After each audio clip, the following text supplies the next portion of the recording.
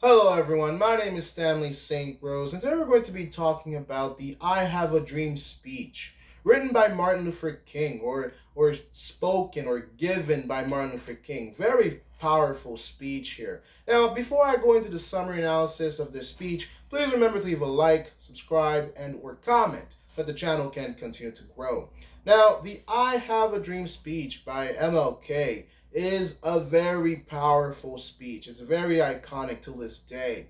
The main points of this speech, if we get to the meat and potatoes of this speech, is that, Martin Luther King speaks about the road ahead. He speaks about his vision. Now, the thing that makes I Have a Dream so special, so memorable, so iconic is when Martin Luther King, within this dream, he says, I have a dream several times. And he talks about how he envisions a future where kids could play together, where he envisions a future where with white children and black children could walk hand in hand, work together, play together, and live equally in America together.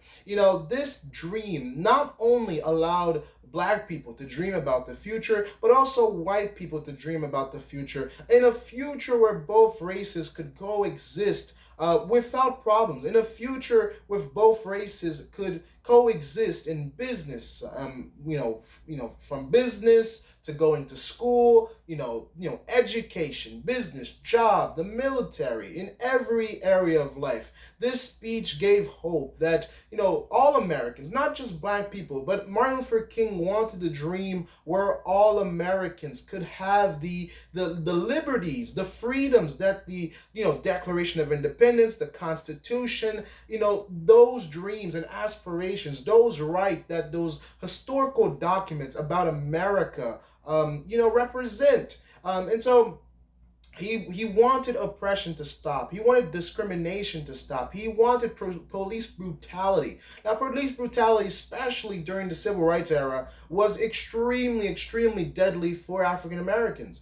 At that time, really anything could happen to a black person who gets stopped by police. It was very deadly at that time. You could very much lose your life, and nothing would be done about it.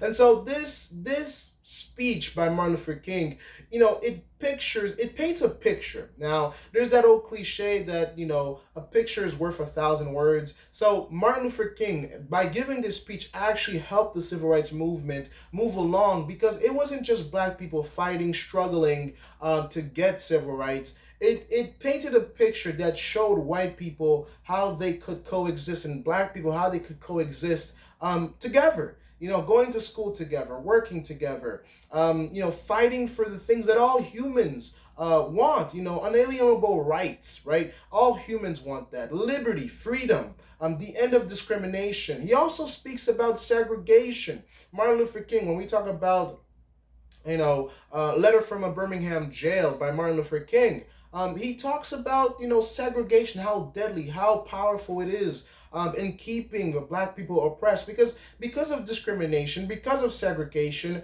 There's certain jobs black people couldn't get. There's certain, they couldn't use hotels, public facilities, from hospitals to restaurants to schools. I mean, think about in the time of civil rights. If you're a black person and there's an emergency in the middle of the night, let's say your child is sick and you need to run to the emergency room, well, you would have to find an emergency room that catered only to black people. You couldn't just go to the white emergency room. So restaurants, hotels, bars. And when you actually read the Civil Rights Act, what ultimately happens is that it allows segregation to stop, so that black people and white people can all use the same facilities, so that they can all get the best care. So within this speech, Martin Luther King talks about the oppression that black people have been facing for a very long time in the US.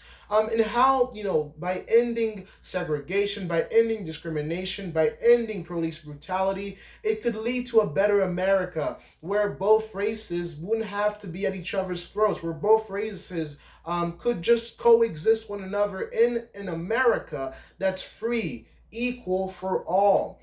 So that's one thing that really helped Martin Luther King. It's because his message to the world, his message to America, was not um, it was not to somehow go higher than white people. That's one thing that resonated with a lot of people. It was not to go higher, it was not to overthrow, it was to obtain the freedoms that all men are created equal. It was a movement to obtain the right to sit at the table.